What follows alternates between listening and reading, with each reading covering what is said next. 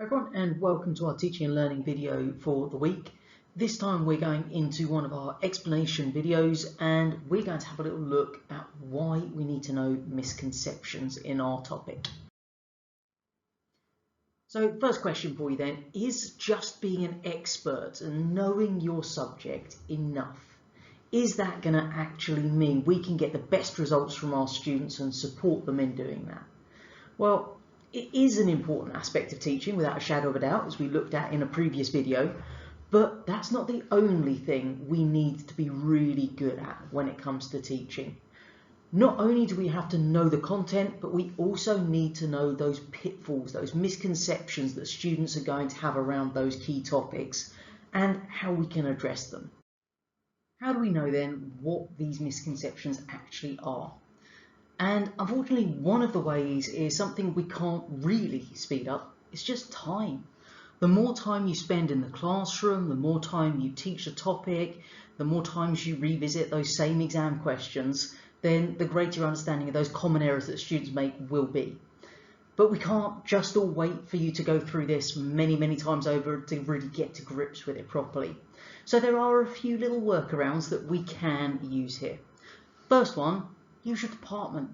In your department, you will have people who've been teaching longer than you in most cases. Don't ask them how much longer, it might insult them. And they've gone through this many times over in their careers. They will know those common errors that students make and they can share it with you.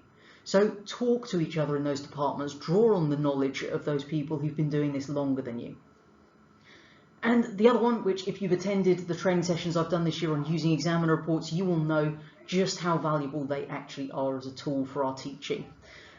Basically, what happens when you actually are involved in marking these assessments and exams through the exam boards in the summer season, then anyone on those teams will be asked to submit some comments about obviously what they saw in the papers that they actually marked. So that's then put together by the principal examiner as a final report, and that has all these useful things. In that little comments bit of the actual mark scheme, there's useful hints and tips, but the examiner report itself delves deeper. This is where we're going to see those comments about the common errors that were made, suggested ways that you can improve your teaching here, links to other useful resources the exam board create that will help avoid those misconceptions, making it into your students' answers the next time round. So if you've not done my training on examiner reports, you really should have done. It's been on twice this year. But if you still want to do it, I do have a video version of it that I can send you. Just let me know. And obviously, use those examiner reports each year, folks. What else can we do then? Once we've identified these misconceptions our students have, what can we do to try to actually deal with them? It's not just a case of, oh yeah, they're going to get this wrong. Carry on. We need to address it. We can't just let them go into exams and write the same errors time after time. That's terrible. So one thing, and I do this all the time with mine, my years of doing exam work have lent me many stories I can tell them, is that when we're delivering new content, including those past stories of student errors, sitting there and telling them the number of students I see each year that write this down. And you know what? They don't get a mark. When I sit in those meetings with other A-level biologists and they're all sitting there looking at this and going, oh, they've said it makes amino acids again. Goodbye communication mark. It's things like that that you're getting that you can then tell them and make it that story. Give them that real experience that you've had of students making those mistakes. That then helps them to not make them. It locks in their minds a bit more. The next one, do it yourself. If you're asking the kids to do a task, do it first. If you're giving them a worksheet, work through it. See where you get stuck. See where you kind of had to think about things a little bit more. And as you're doing it, you'll be actually able to identify, oh, hold on, this bit here, they're going to stumble. Or this group of kids that I know aren't particularly great at that aspect of maths. When they get to this part, I'm going to have to support them a bit more. So that then means that you can build that knowledge into your lesson. So when they're doing that task, you've got the appropriate support in place. You know where those errors are going to come and you can actually discuss it beforehand. Next one, every time you find those misconceptions, record it somewhere.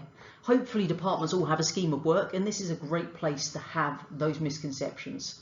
because the best ones have it listed there for you, so that when you are that new teacher coming in, you open up that lesson for the first time and you're able to go, oh, okay, this is where they stumble.